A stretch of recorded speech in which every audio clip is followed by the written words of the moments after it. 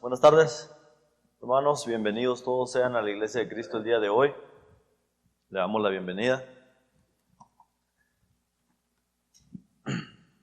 Siento que pasa el tiempo y seguimos muchos parándonos aquí al frente un poco nerviosos así para presentar el mensaje de Dios, y es porque yo creo que atrás de nosotros siempre va a estar el conocimiento de que somos pecadores, somos carnales.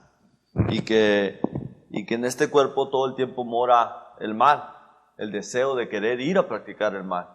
Y eso nos trae un poquito de carga de conciencia, de nervios, ¿verdad? Y también el nervio de no cometer un error bíblico al estar parado aquí al frente enseñando la doctrina de Dios. Le doy gracias a Dios, hermanos, primero que nada por la oportunidad que me da de pararme al frente de ustedes. Si no fuera por esto, yo creo que todos los predicadores están de acuerdo. Si no fuera por estar constantes en la palabra, en esto de estudiar o predicar o hacer estudios, es muy fácil desviarnos de las cosas de Dios. Es como hacer un trabajo que no practicas. Nunca vas a poder llegar a la perfección en tu trabajo. Tarde o que temprano lo vas a dejar, vas a perder interés. Y es lo que sucede en la palabra también. Hace unas semanas atrás, el hermano Camilo Jr. predicó acerca del futuro de la iglesia. ¿Dónde va a estar el futuro de la iglesia? En 10 años, en 20 años. ¿Iremos a estar muchos de nosotros aquí todavía? ¿Irán a estar los jóvenes que miramos aquí todavía en 10, 20 años? ¿Serán los jóvenes el futuro de la iglesia como deberían de serlo y no otras personas que vienen con más ganas que los que estamos aquí, con más deseos de servir que los que estamos aquí? ¿Irán a ser otros los que básicamente nos hacen por un lado y no que ellos nos hagan por un lado, que nosotros mismos nos hacemos por un lado porque no tenemos el hambre que ellos tienen, la necesidad de Dios? Es lo que quiero decir, la necesidad de Dios. ¿Qué irá a pasar con la iglesia en el futuro? Yo creo que el futuro de la iglesia depende de Dios y del trabajo de cada uno de nosotros como padres en la iglesia, de hermanos como iglesia, de maestros en la iglesia, de los deseos de querer que los demás sepan más, el sacrificio personal mío en el estudio, en la dedicación, en el servicio, para que otros también digan, voy a imitar. Así dijo el apóstol Pablo, imítenme a mí porque yo imito a Cristo. Aquellos hermanos que se dedican honestamente y sinceramente a estar predicando, a estar estudiando, sacrificando su tiempo y viendo a los jóvenes y diciendo, yo lo voy a imitar. Va a depender de ese sacrificio de cada uno de nosotros que hagamos personalmente en la vida de cada uno de nosotros. Pero ¿dónde irá a estar? El tema que le puse a esta predicación se basa en aquella predicación que yo le había dicho al hermano. Parece que habló de todo lo que más o menos traía en mente, en lo que quería decir. Pero yo, refiriéndome a aquella frase, o como le ha puesto el mundo a los jóvenes de hoy en día. Creo que estos jóvenes aplica del 2000 en adelante o del 2010 en adelante, algo así. Esa generación de cristal. Y yo dije en aquel día, una iglesia de cristal. ¿Cómo se miraría a Cristo predicando enfrente de una iglesia de cristal? Más adelante vamos a ver por qué le puso así. Pero vamos a ver qué dice 2 de Timoteo 4. 2 de Timoteo 4, 4 del 1 al 4, sí.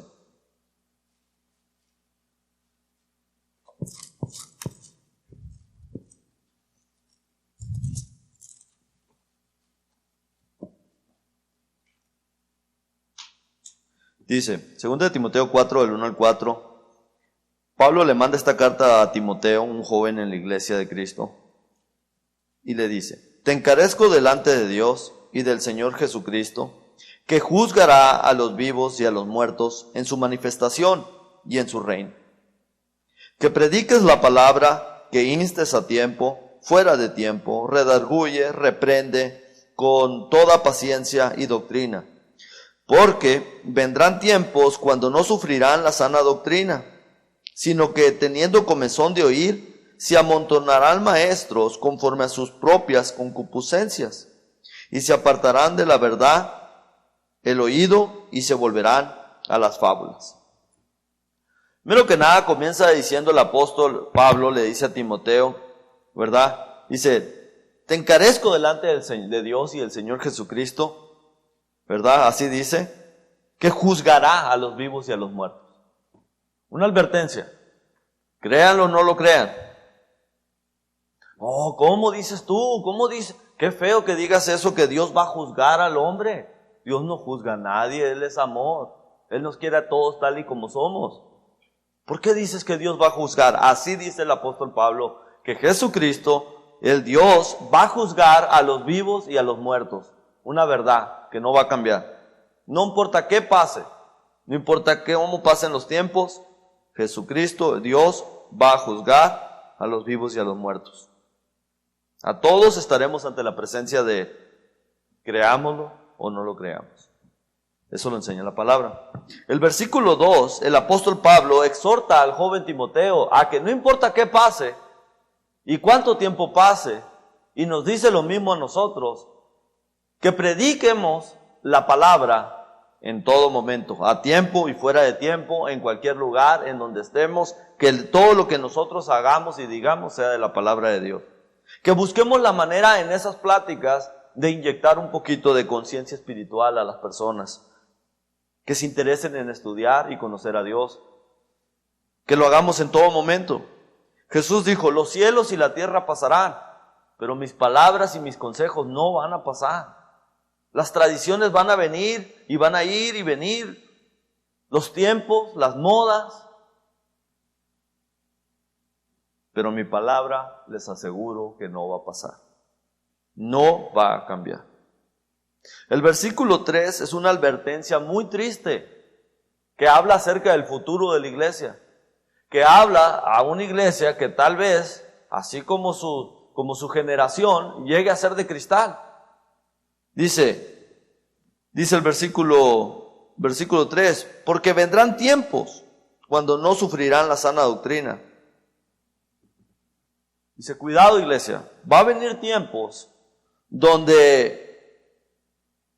porque vendrán tiempos donde los miembros de la iglesia no van a querer sufrir esta sana doctrina.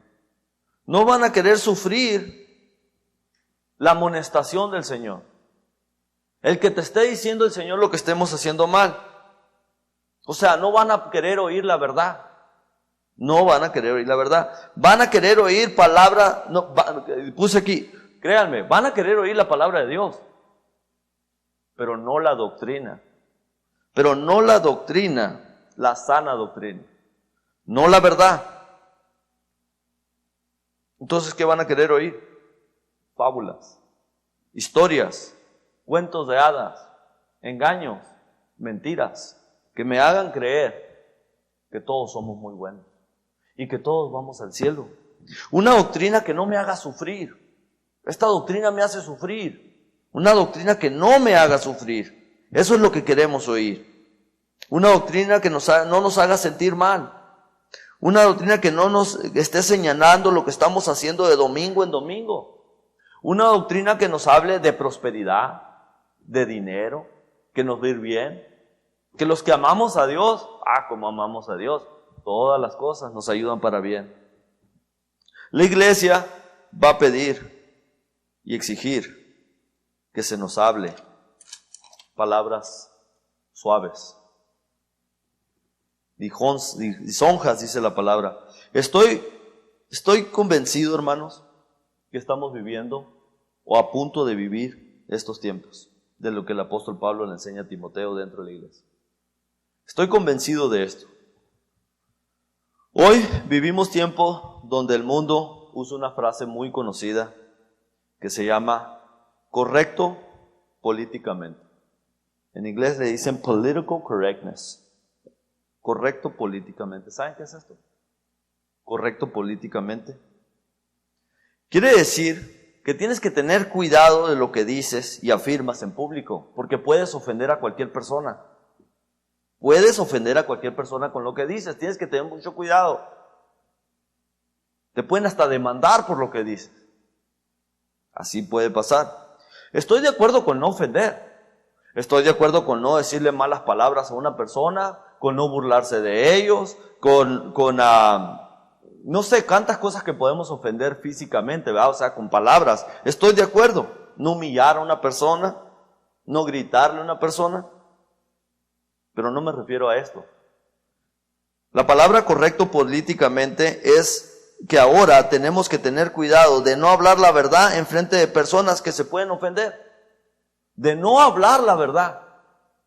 Eso es lo que esa palabra quiere decir. Por ejemplo, los homosexuales. Voy a hablar de esto porque el homosexual como el mentiroso, todos somos pecadores ante Dios. Como el que roba, como el borracho, como el drogadicto. Todos tenemos que dejar de practicar el pecado. No hay diferencia de pecados. Todo es pecado para Dios. Pero por ejemplo, lo homosexual. Ellos quieren que lo reconozcamos como lo que ellos dicen ser. Así de fácil. Son hombres biológicamente, pero tú tienes que cambiar la verdad biológica para decirle lo que, o sea, ustedes se creen mujeres y yo tengo que referirme a ustedes como mujeres. Y le tengo que enseñar a mis hijos que, mira, le tengo que explicar ahora que biológicamente esta persona es hombre, pero ahora quiere que le digan así. O sea, tengo que cambiar todo el sistema para poder decirles como ellos quieren. Entonces, si tú no haces esto, eres un machista, eres un inhumano. Dios no puede estar contigo. ¿Por qué? Porque tú no aceptas a estas personas. Si no lo hacemos, es lo que somos. Tenemos que cambiar las verdades biológicas para aceptar a estas personas. Pero Dios no hace eso. Dios no acepta a nadie. Imagínense, hermanos, si hacemos eso. Sería conveniente para muchos de nosotros, pero no creíble. Porque de la misma manera yo me puedo parar aquí al frente y decirles, hermanos, yo soy de ojos azules y tengo 18 años. No me vas a creer. Es ilógico, no puedo decir eso porque biológicamente mi edad, mi barba, mi cara, mis arrugas, todo lo que se me ve, unas cuantas, pues dicen que sí, tengo más edad. No puedo cambiar esa verdad. Pero pues hoy en día, ten cuidado, hermano, lo que dices y cómo lo dices, porque puedes ofender. No estarías políticamente correcto en decir muchas cosas allá afuera en el mundo. Hoy en día las personas que están en el público, como los noticieros, como esas personas, tienen que tener mucho cuidado cómo se expresa.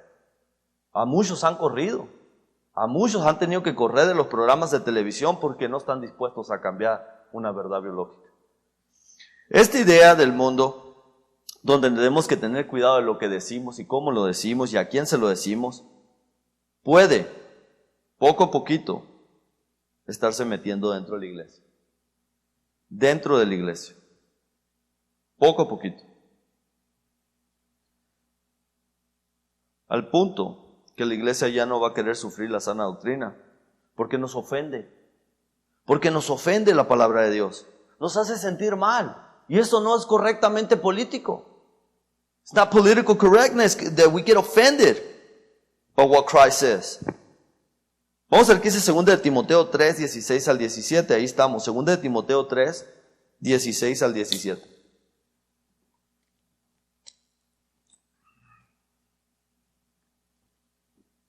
Toda la Escritura es inspirada por Dios, útil para enseñar, para redarguir, para corregir, para instruir en justicia, a fin de que el hombre de Dios sea completo, enteramente preparado para toda buena obra.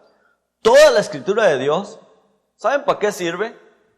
Para corregir a las personas que están mal.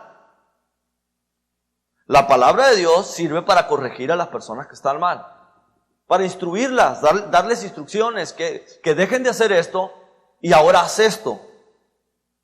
Para redarguir a las personas, para hacerlas sentir mal. Sí, exactamente, para hacerlas sentir mal por estar practicando el pecado.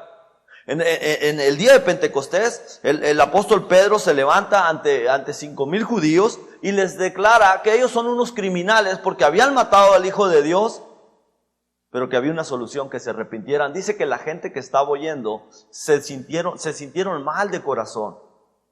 Se sintieron tristes porque se dieron cuenta de lo que habían hecho. Habían matado a un hombre justo. Habían matado al Hijo de Dios. Se sintieron tristes. Y es lo que debe de hacer la palabra para que una persona cambie. Se debe dar cuenta del daño que está haciendo. Para que un alcohólico cambie, tiene que aceptar que está haciendo daño, que se está haciendo daño él mismo. Tiene que aceptar que es un alcohólico, así como el pecador tiene que aceptar que es un pecador. Y se tiene que arrepentir. Dejar de practicar el pecado. O sea que tendríamos que dejar a un lado toda la palabra de Dios. No le pudiéramos enseñar esta escritura a nadie, porque esta escritura enseña de que tiene que haber un cambio en la persona. Te va a redarguir, te va a instruir, te va a corregir, a fin de que ahora seas un hombre completo para andar en toda buena obra, no como antes, que, perdón, yo personalmente me lo digo a mí mismo, no servía para nada. Ahora Dios me usa para algo positivo, algo verdadero, ¿no? Entonces, te va a instruir. Pero tendríamos que dejar a un lado esta escritura, no la podríamos enseñar. Ya no podríamos enseñar que la palabra de Dios va a ayudar a cambiar. ¿Por qué? Porque no es correcto. Dios acepta a todos tal y como son. Pero no es así. El propósito de la palabra de Dios es que nos sentamos culpables de practicar el pecado y que no se haga natural en nuestras vidas el practicarlo. Es lógico. Se nos ha enseñado desde que estamos chicos hasta afuera en el mundo. Si robas, siéntate mal. Si matas, siéntete mal. Si mataste un animal nomás por matarlo, o sea, ¿qué clase de niño eres? O sea, desde chiquito me enseñaron ¿cómo hiciste eso, hijo? ¿Por qué lo mataste? Entonces, el punto es de que para ser un ser humano en la tierra que se preocupa por otros, hay que sentirnos mal por el bullying, por ofender a alguien, por hacer daño. Pero hoy en día eso no se preocupa la gente. Eso se nos ha enseñado desde todo el tiempo, pero poco a poco esto va cambiando. Ahora entiendo por qué el mal del mundo irá de mal en peor y en peor. Porque si no le podemos decir nada a un homosexual que está mal, porque se va a ofender, el día de mañana les aseguro que vamos a tener que hacer lo mismo con un criminal. No le vamos a poder decir que está mal, porque es incorrecto. Porque no le podemos decir que lo que está haciendo está mal. Como él siente que tiene que matar, pues está bien, porque lo siente. Entonces, imagínense, hermanos, ¿a dónde vamos a parar?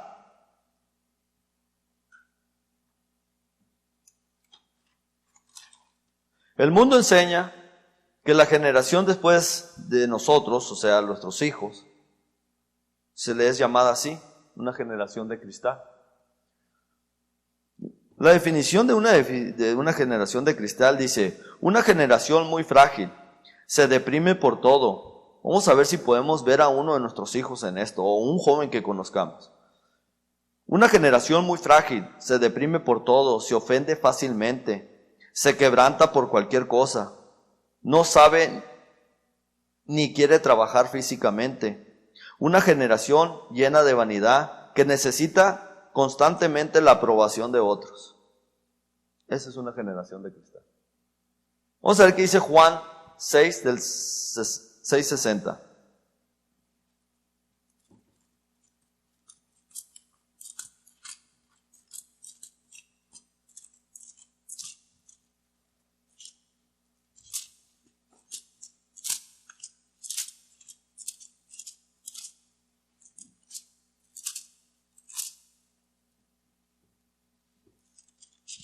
Juan capítulo 6 versículo 60 dice: al oír muchos de sus discípulos dijeron, dura es esta palabra, ¿quién la puede oír? Sabiendo Jesús en sí mismo que sus discípulos murmuraban de esto, les dijo, ¿esto os ofende? Muchos de sus discípulos que oían la palabra de Jesús, lo oían hablar y decían, dura es esta palabra. O sea, ¿quién puede seguirla? ¿Quién puede seguir esta palabra? Y viendo Jesús que murmuraban entre ellos, les dijo, ¿esto que digo los ofende? ¿Qué les contestó? En el versículo 67, dijo entonces Jesús a los 12, ¿quieren acaso iros también vosotros? Les respondió Simón Pedro, Señor, ¿a quién iremos? Tú tienes palabras de vida. Fíjense lo que Jesús enseña. Gente que oía la palabra de Dios y decía, qué duro es estar dentro de la iglesia. Qué duro es escuchar las palabras de Cristo. Porque Cristo no ocultaba la verdad. No van a creer que Él andaba queriendo agradar a las personas. Él no ocultaba la verdad. Y dicen, qué duro es oír esto. Y Jesús le dice a los discípulos, ¿ustedes también se ofenden? Se pueden ir en cualquier momento. Y Pedro reconoce que no hay más a dónde ir. Señor, ¿cómo? ¿A dónde? Solo tú tienes palabras de vida. Porque es verdad. Es que decimos, no, yo prefiero una verdad que duela a una mentira que mata. Yo prefiero que Cristo me diga mis verdades. Yo prefiero que Cristo me esté hablando. Jesús no hablaba suave a nadie, no suavizaba nada. Cuando le dio de comer a los 5,000 con aquellos panes y aquellos pescados, al día siguiente vino Jesús otra vez y vino la multitud corriendo hacia Él y vinieron a Él y Jesús les dijo, ustedes no me siguen porque quieren escuchar lo que tengo que decir. Ustedes me siguen porque ayer comieron y saciaron sus vientres. Todos se desparramaron. Todos. Uy, este nos ofendió. ¿Qué nos dijo? Dragones. Uy, nos ofendió. Pero Jesús conocía sus corazones. Él sabía que no lo andaban siguiendo por obedecer su palabra, sino porque este hombre les daba de comer. Muchos seguían a Jesús. Muchos no seguían a Jesús porque Él no escondía la verdad. Porque la verdad muchas veces duele y ofende. Imaginémonos a Jesús en medio de esta congregación, o una congregación de la que describí ahorita. Disculpe, Señor, no puede decir eso, me está ofendiendo. Disculpe, Señor, políticamente usted está incorrecto, no puede decir eso. Soy homosexual y no me gusta lo que usted está diciendo. Disculpe, Señor, vivo en unión libre y no me gusta la palabra fornicación, no la mencione. Imagínense a Jesús predicando y lo callan en cada momento porque todo lo que dice ofende. Imagínense a Jesús ante los judíos cuando les dijo, hipócritas, este pueblo de labios me honra, pero su mente, su deseo de servirme, de querer oírme, está muy lejos de mí. Imagínense a ese Jesús parado ante esta sociedad de hoy en día, o ante una iglesia que se ha convertido totalmente tan frágil como si fuera de cristal, que no podemos decir nada ya. No, Cristo no puede hablar. Me doy cuenta que la verdad, la palabra de Dios es muy bonita. Es bonita la palabra de Dios, siempre y cuando no me aplique a mí. A veces nos ponemos a pensar en una persona, mira, esto le queda a él. Y no lo hacemos en mala manera tal vez. Esto le queda a él, ojalá que lo esté oyendo. Y qué bien, decimos, ojalá le va a servir. Pero cuando se trata de mí, cuando se trata de un comentario, ya sea aquí en el púlpito o abajo del púlpito, que alguien me hizo de lo que estoy haciendo, hermano, esto me ofendió. Esto que tú acabas de decir me ofendió. Entonces, no puede ser así, hermanos. Pero cuando yo estoy pasando por algo, claro, me ofende. Me recuerdo un hermano que me estaba comentando que se encontró allá afuera con un hermano que hace mucho tiempo, ex hermano, se retiró de la iglesia, nunca volvió. Este hermano por mucho tiempo estuvo en la iglesia, por mucho tiempo estuvo aquí. Sus hijos eran niños, bebés, y pues él estaba a gusto en la iglesia, se emocionaba con la palabra de Dios. Pero sus hijos crecieron y uno de ellos se convirtió en homosexual y decidió abandonar la iglesia. Fue mucho para él como padre, fue mucho para él estar oyendo estas predicaciones. Tal vez lo ofendieron, tal vez dijo, no, yo tengo un hijo así, yo no puedo escuchar esto. ¿Qué voy a hacer con mi hijo? Sí, la palabra de Dios es bonita, hermano, siempre y cuando yo no estoy pasando por algo. Y pueden pasar años dentro de la iglesia que yo no esté pasando por algo, pero cuando te está pasando y te aplica a ti, qué cruel Cristo. ¿No acepta a mi hijo? Y la verdad que sí, Dios acepta a todos, siempre y cuando se arrepientan y dejen el estilo de vida. Vamos a ver qué dice Efesios 6:4.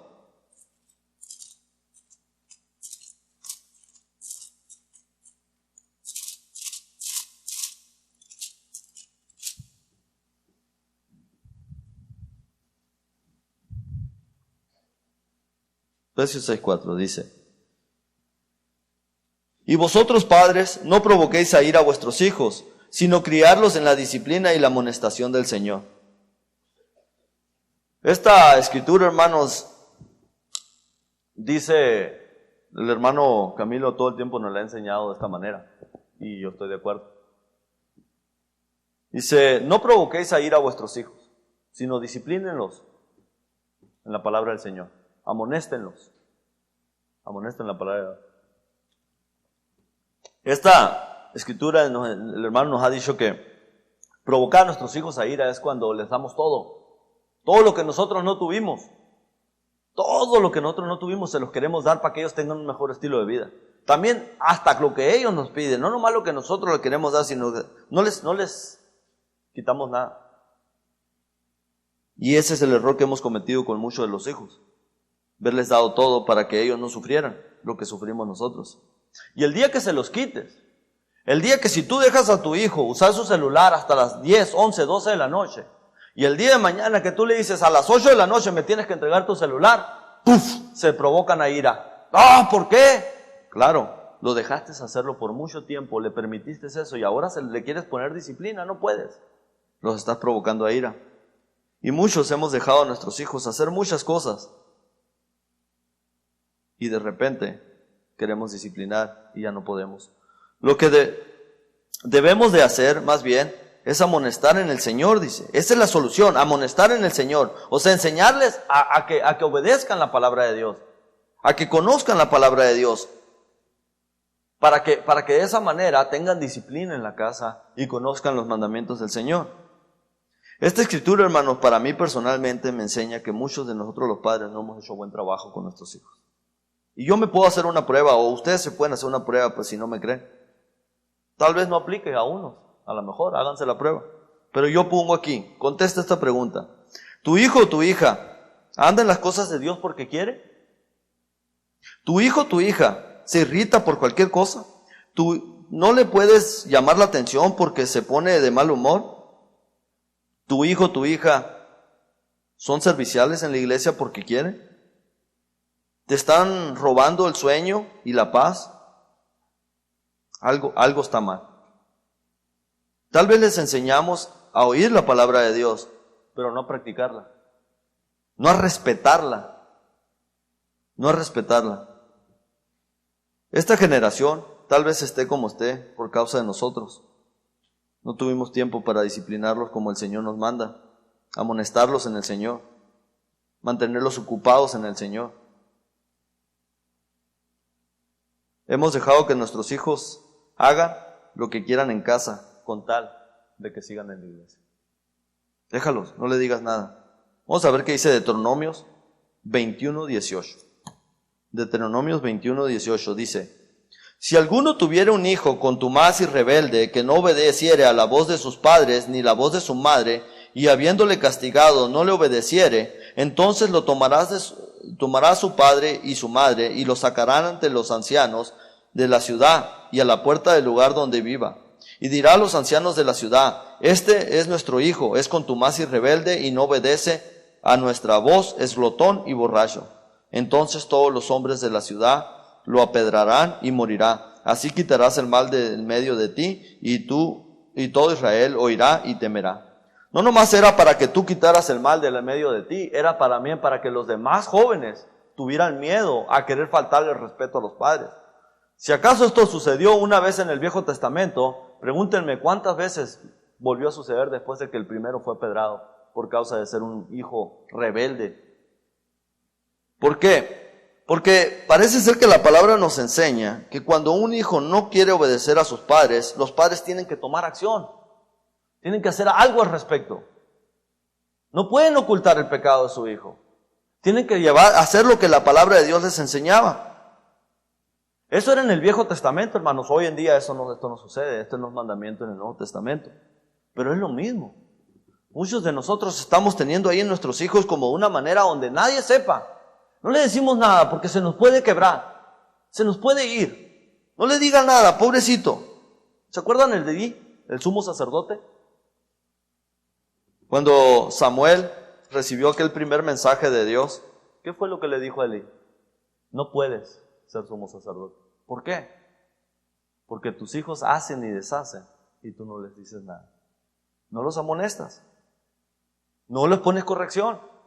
¿Qué era el mandamiento en ese tiempo para Elí? Traerlos ante el concilio.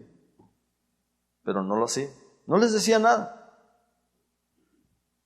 Mateo 15 del 1 al 8. Vamos a ver qué dice Mateo 15 del 1 al 8.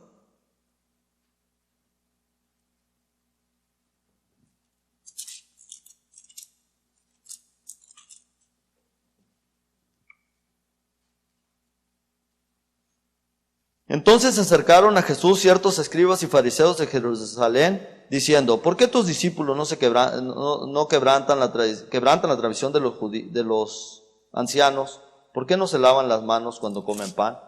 Respondió él y les dijo: ¿por qué también vosotros quebrantáis el mandamiento de Dios por vuestra tradición? Porque Dios mandó diciendo: honra a tu padre y a tu madre, y el que maldiga a padre y a madre muera irreprensiblemente. Pero vosotros decís: cualquiera que diga a su padre o a su madre: es mi ofrenda a Dios, todo aquello con que te pueda ayudarte, ya no has de honrar a su padre y a su madre. Así habéis invalidado el mandamiento de Dios por vuestra tradición. Hipócritas, bien profetizó de vosotros Isaías cuando dijo: este pueblo de labios me honra, mas su corazón está lejos de mí. Fíjense, hermanos, esto no cambiaba en el Viejo Testamento, seguía siendo la ley. ¿Qué es lo que hacían los padres? Solapaban a sus hijos.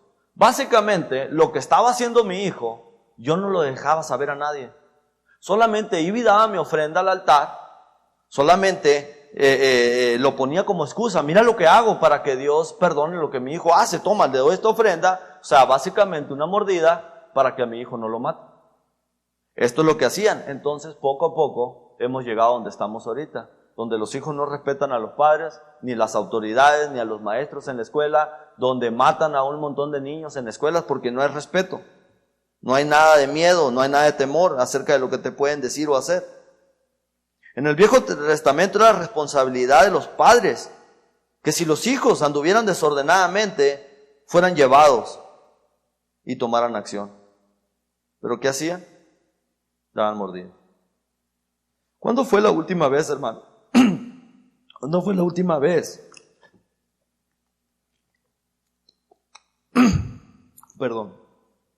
¿Cuándo fue la última vez que tuvimos una junta con padres de familia que trajeron a sus hijos?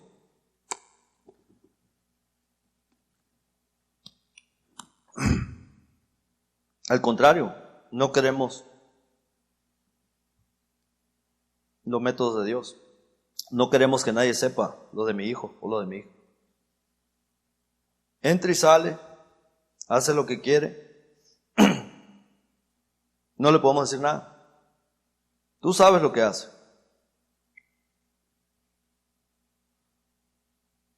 Es que si nos juntamos, él se puede ofender, se puede ir de la iglesia.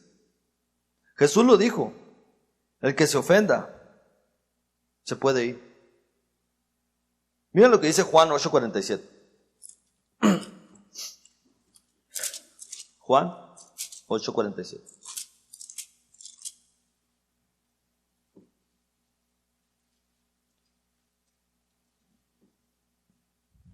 Dice, el que es de Dios, la palabra de Dios oye. Por esto no lo oís vosotros, porque no sois de Dios. Solo Dios sabe, hermanos, quién se va a ofender, quién se va a ir porque la palabra de Dios lo ofendió. Solo Dios sabe quién es humilde para aceptar la verdad, para aceptar que no importa qué te digan acerca de la verdad, de la palabra, tú lo vas a aceptar. Hace un tiempo atrás me acuerdo que hay un predicador de una iglesia de Cristo que mencionó aquel problema que hubo en aquella iglesia en el principio del siglo, donde había un joven, un hijo, que tenía la esposa de su papá, y la iglesia lo permitía. Y viene el apóstol y regaña a toda la congregación y dice, ustedes sabían, o sea, debiendo de haberlo expulsado y entregado a Satanás, o sea, yo no sé por qué lo tenían aquí. Y dice, menciona a ese predicador y me gustó su punto, y dice, muchas veces creemos que la iglesia es de nosotros y que nosotros tenemos ese criterio de decir, vamos a darle tiempo, vamos a dejarlo que madure. Después de una y otra vez de enseñar que no quiere, que está practicando el pecado, que practica y practica el pecado. Yo me acuerdo cuando mi hijo mayor estaba teniendo problemas en su juventud, le leí la cartilla 2 veces. Y le dije, la siguiente vez voy a hacer junta en la iglesia. Y la hice. Y la iglesia le dijo lo que tenía que hacer. Y gracias a Dios, mi hijo fue de fe. Tomó esa decisión y dijo lo que Dios manda. No se ofendió, no se enorgulleció, pero tomó esa decisión. Pero yo no iba a dejar más tiempo que pasar. Yo no podía tragar eso que estaba sucediendo. Yo lo estaba viendo todos los días en mi casa. No podía. Dale al hermano, necesito una junta. Así, mi hijo. Este es un hermano, porque dice la palabra, si tú ves que un hermano, cuando un hermano se ha sorprendido en alguna prueba, muchas veces se nos olvida que estos hijos son hermanos ya, son adultos ya. Tráelo, enséñale. ¿Y para qué es? Para restablecerlo, no para criticarlo, no para juzgarlo, para restablecerlo, que es muy diferente. Nomás que ten cuidado cómo lo haces, para que tú mismo no vayas a caer en eso. También tuve una plática con mi otro hijo y le dije, toma tu decisión, pero no vamos a estar yendo a la iglesia y viendo lo que tú estás haciendo. Tomó su decisión. Prefiero así. ¿Para qué estar en la iglesia? Le dije, de una manera que tienes así como que no hayas ni qué hacer. La instrucción, hermanos, de la palabra de Dios es de que reconozcamos que sin Dios no somos nada. De que el único que puede componer nuestras vidas y dirigir nuestras vidas es Él. Es la palabra. Él nos instruye, Él nos corrige, Él nos redarguye. Pero imagínense, hermanos, si nosotros como padres o hermanos en la iglesia no estamos haciendo nuestro trabajo. ¿Qué tipo de congregación va a ser en el futuro? ¿Qué tipo de hijos van a crecer dentro de la iglesia? Hijos que no se les puede decir nada. Hijos que se irritan, que se ofenden, que la palabra de Dios... O sea, ¿qué se va a predicar el día de mañana en la iglesia? Tal vez sí vengan y quieran oír la palabra de Dios, pero ya la palabra de Dios va a ser suavizada. Así como decía el hermano cuando vendían leche en su pueblo allá.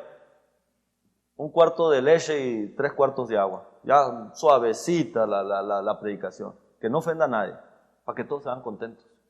Hay que darle a la congregación, es que como es lo vamos a ver como un negocio. Al cliente lo que pide, a los hermanos lo que pidan. ¿Quieren oír suavecito? Suavecito. Pero Jesús, hermanos, jamás va a hacer eso. Y espero que la iglesia de Cristo del sur de Tucson jamás deje de hablar la verdad. Ofenda a quien ofenda. Porque de otra manera, imagínense. Eso es todo lo que Dios me ha dado, hermanos. Si hay alguien aquí que ya sabe lo que es el verdadero y completo evangelio, pase al frente. Aquí hay agua. Lo puede obedecer el día de hoy para que forme parte del plan de Dios.